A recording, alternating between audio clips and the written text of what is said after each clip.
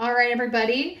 This video is going to build on what we talked about prisms. So in the previous sections from chapter 12 and from 13, you guys learned about what all the 3D shapes are, what are the parts of a prism, how do you find surface area and volume of a prism.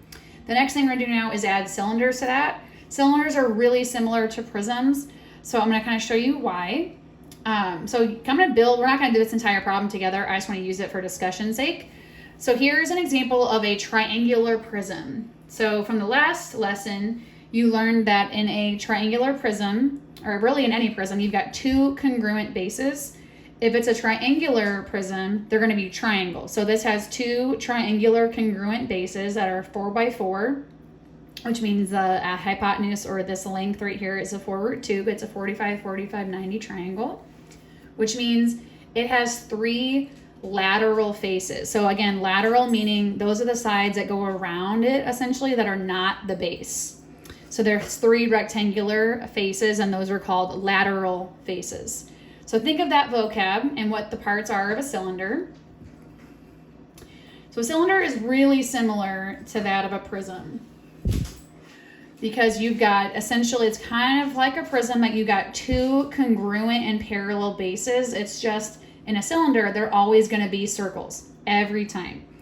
And think about, a soda can or a water bottle. If you were to unwrap the label, what would it look like? It would be a rectangle. So here's what we call a net. So it's, if you took a cylinder and you flattened it out, this is what it would look like.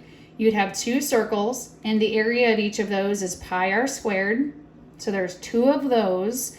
And if you were to unwrap it, the 2 lengths, okay, so here's, again, if you were to unwrap this, you'd have this height, and it doesn't really matter where I labeled each of these, but this length here would be the height of the prism, or I'm sorry, of the cylinder.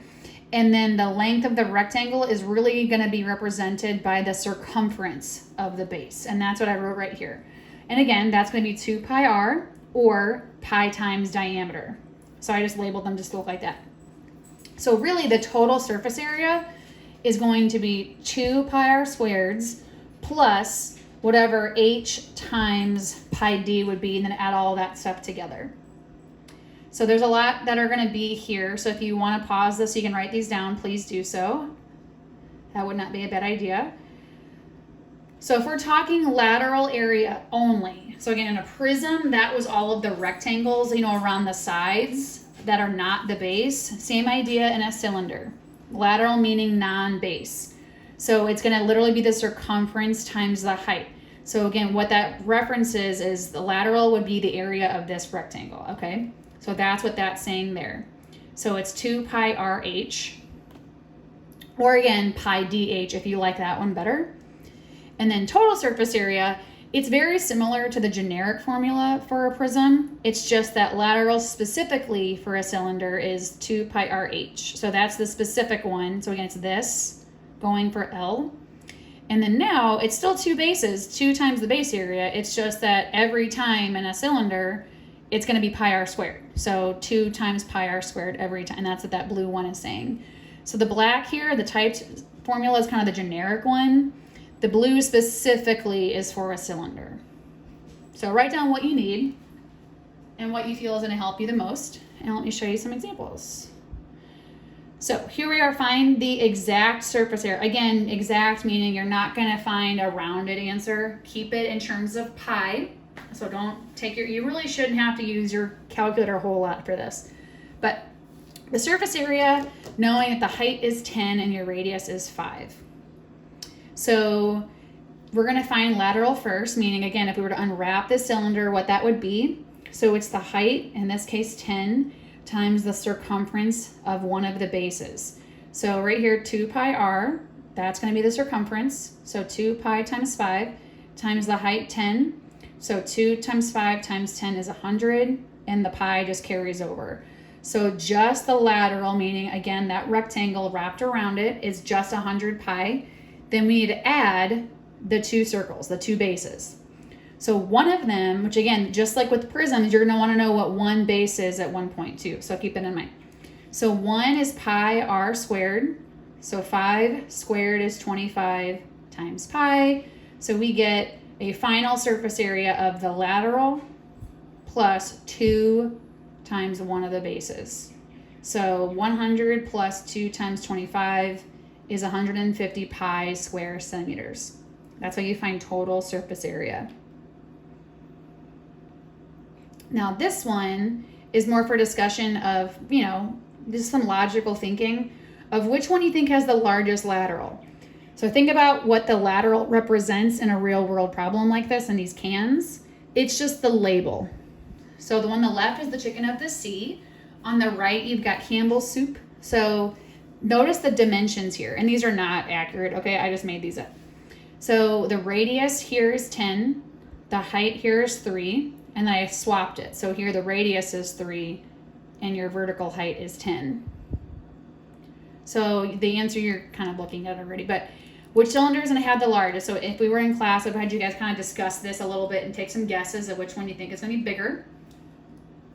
So lateral is 2 pi RH. So 2 times pi times the radius here, which is 10, times the height. So 2 times 10 times 3 is 60 pi. So just stop there. So 60 pi is the lateral of just this. This one is 2 pi r times 10. So 2 times 3 times 10. And it turns out they actually are the exact same lateral area. So if like a company was looking at, okay, which one's going to be cheaper to make the label for, turns out as long as your radius and your height are interchangeably the same, the label is not going to change. Now what does change if you're looking at this, it does change for the total surface area. So think about what a company would be worried about with total area. That would essentially be the equivalent of how much aluminum it would take to make the can. So if you're looking at this, these circles are way bigger than these circles. So if you're curious, I did do the math down here.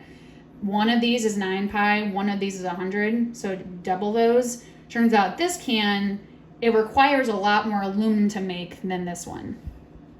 So that may be if you're looking at prices. I mean, these are not accurate, but I would just be curious to compare those if you want. Another example for you guys to look at, find the exact total surface area where I'm telling you the entire diameter of the base is 6. The height of the cylinder is 9. So lateral right here is 2 pi RH. So plug in the radius here. So 2 times pi times the radius, which is 3. The height is 9, which is what this says right here. So we get a final lateral area of 54 pi. One base is pi r squared, so 3 squared gives me 9. So we take 54 pi plus 2 of those, because there's 2 circles. And that's where I get a final exact total surface area of 72 pi. Now, for volume, okay, fun fact, volume is the same as a prism. I'm just going to tell you right now. I don't want to make anything more complicated. It's the same. It's exactly the same. So notice I wrote here BH. What that stands for is base area times height. So again, the base area is the same for every circle. It's pi r squared. So the radius is 3, so pi times 3 squared is 9 pi. So one base is 9 pi, which we did actually right there. So it's just 9 pi times 9. So the volume is exactly 81 pi. So I would write that down somewhere if you're adding up your formulas, that the volume of any cylinder is base area times height, the same thing as a prism. I'm going to skip that one for a time because that's another prism. And this last one I'll show you is another cylinder where I'm telling you the height is 7. And the radius here is, or actually all I gave you technically was that length right there is 5 root 2. Where this represents a radius, and then so is that, which they would have to be congruent, okay, because they're going to be radii of the base, which means it's going to create a 45, 45, 90 triangle because I told you that was 90 right there. So if you recall, it's always the hypotenuse divided by root 2. So I made this one pretty simple. That means the radiuses have to be 5. So one base is pi r squared. So pi 5 squared, we get 25 pi. So I did the volume first because it's just quicker. So base area is 25 pi times the height 7 gets me this. Exactly 175 pi cubic units. Keep that in mind. That volume is always cubic. And the last thing is the lateral we have to add. So 2 pi r h, so 2 times pi times the radius times the height of the cylinder is exactly 70 pi. So total surface area is 70 pi plus 2 bases, so 2 of these. So 70 plus 50 is where we get 120 pi square units. So cubic represents volume, squared units are for surface area. And that's it for cylinders. Let me know if you guys have questions.